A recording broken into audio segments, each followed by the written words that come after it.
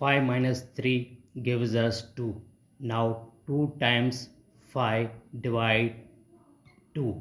Now 2 times 5 gives us 10. Finally 10 divide 2. 10 divide 2 gives us 5. But this answer is not correct.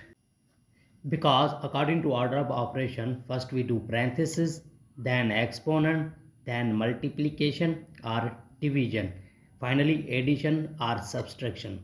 Remember that in multiplication and division have a equal priority and we have worked from left to right. Same applies addition and subtraction. So first we do multiplication and finally division.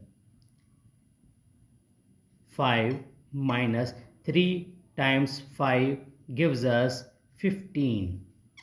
Divide 2. Now here this is a division, so we do division. 5 minus 15 upon 2. Now 15 upon 2, it means 7.5. 7.5. So 5 minus 7.5. Here this is a subtraction, so we do subtraction.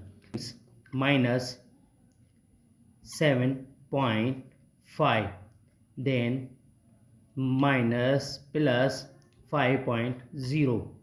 So 5 is equal 5.7 minus 7 plus 5, it means minus 2.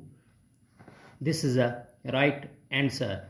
2 minus 2 minus 2.5. This is a right answer.